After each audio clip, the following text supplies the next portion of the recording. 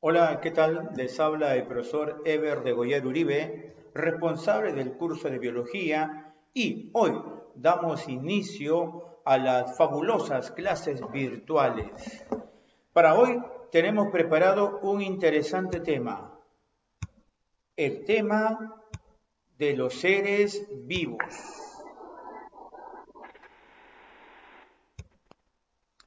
¿Qué son los seres vivos? Los seres vivos son una forma muy particular de materia, al igual que otro tipo de materia que existe en el universo.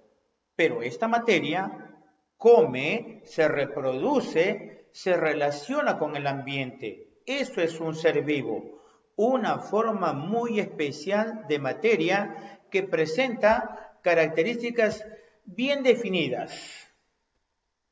Ustedes en su casita, en otro momento, con paciencia, van a tener que copiar estos resúmenes que aparecen en las diapositivas. Solamente el texto. Las imágenes son opcionales, depende de ti incorporarlos o no en tu cuaderno. Característica de los seres vivos. Una de las principales características, como ya lo habíamos mencionado, es el metabolismo. ¿Qué es el metabolismo? El metabolismo es la capacidad que tienen los seres vivos para incorporar materia y energía en su interior. ¿Para qué? Para poder realizar las múltiples actividades que hace un ser vivo. Por ejemplo, un animal necesita alimentarse para poder caminar, correr, reproducirse, etcétera, etcétera. Metabolismo. En el complejo laboratorio que es cualquier organismo, cualquier cuerpo como el nosotros, ocurren dos procesos metabólicos, el anabolismo y el catabolismo. Estos dos procesos son antagónicos, son opuestos. El anabolismo es construcción de moléculas y el catabolismo es destrucción de moléculas. Ambas cosas están ocurriendo a cada instante en el interior de los organismos. Anabolismo es juntar moléculas pequeñas para elaborar una molécula grande. Ejemplo, la fotosíntesis.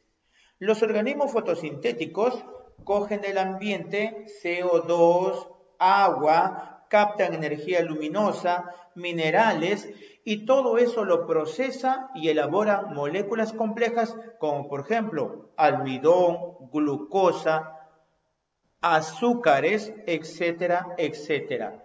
Eso es el anabolismo. Recuerden, anabolismo, construcción. Mientras que catabolismo es degradación, es destrucción de moléculas complejas en moléculas simples. En este proceso de destrucción, de degradación de las moléculas complejas, se libera energía. Por esa razón se dice que el catabolismo es exergónico. Ejemplo de ello, la respiración celular. ¿Qué cosa es la respiración celular? Alumnos, nosotros cuando comemos, esos alimentos se degradan hasta moléculas. Esas moléculas pasan a la sangre y la sangre lo distribuye por todo nuestro organismo, llegando finalmente alrededor de la célula. Una de esas moléculas, por ejemplo, es la glucosa.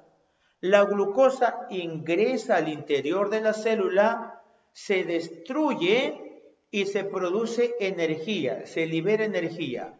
Esa energía, como ustedes bien saben, se llama ATP.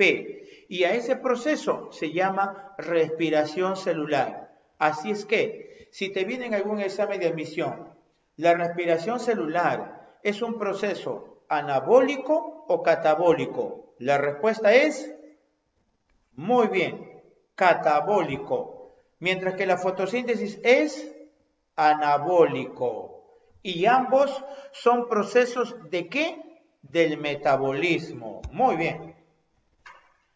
Otra característica principal de los seres vivos es la capacidad reproductiva, la reproducción. ¿Y qué es reproducción? Reproducción es tener hijos, es producir descendientes. ¿Y para qué las especies se reproducen? Obviamente, para mantener las poblaciones, para que las especies no se extingan, sino más bien continúen existiendo, se perpetúen en el tiempo. La reproducción. Hay dos tipos de reproducciones, la asexual y la sexual. Diferencia entre ambos. En la reproducción asexual no intervienen células sexuales. En cambio, en la reproducción sexual sí participan las células sexuales. Células sexuales o también llamado gametos, como por ejemplo en los animales vendrían a ser los espermatozoides y los óvulos.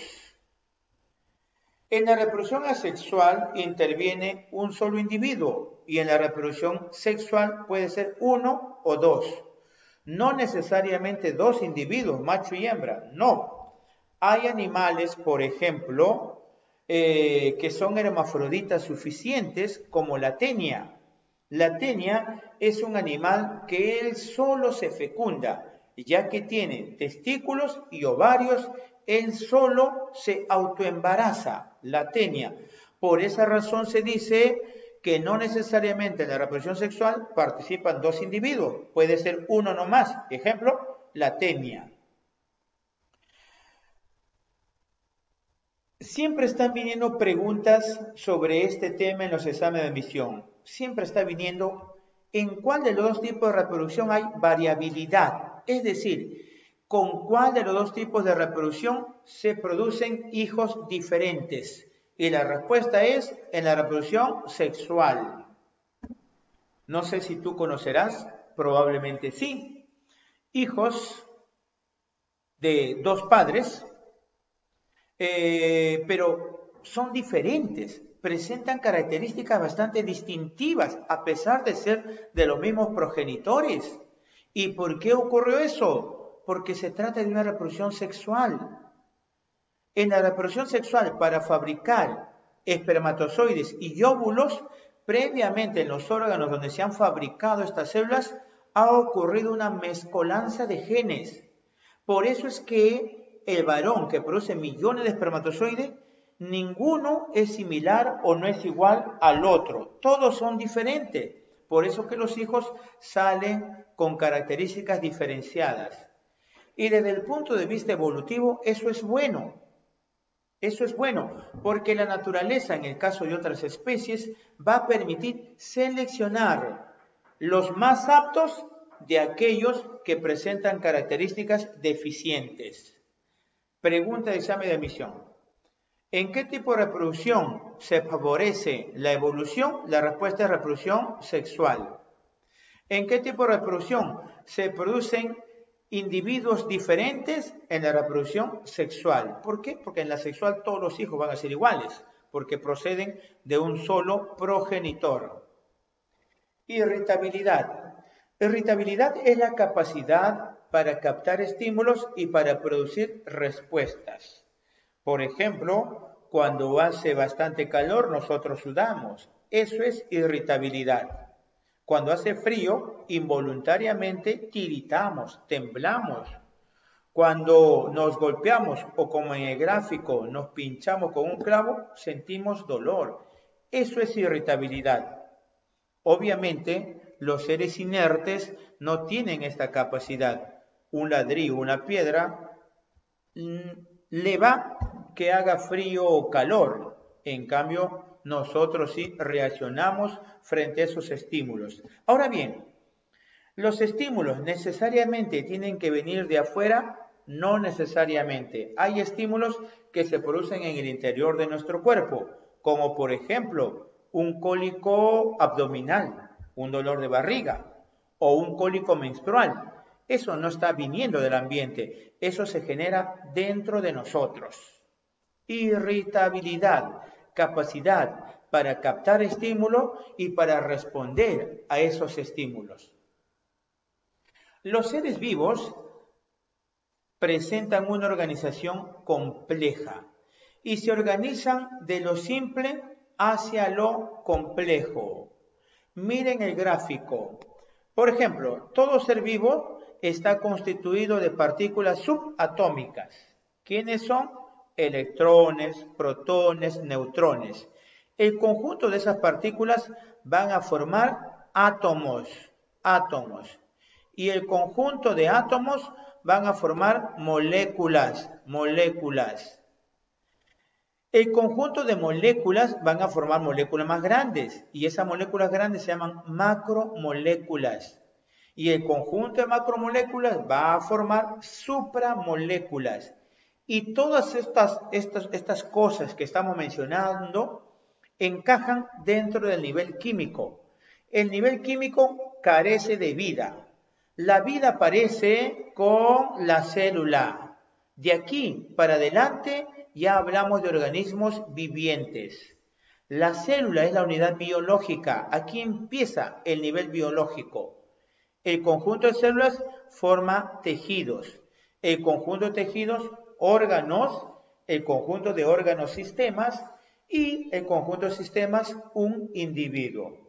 Por ejemplo, ¿qué tal si tenemos una neurona? ¿Qué es la neurona? Una célula.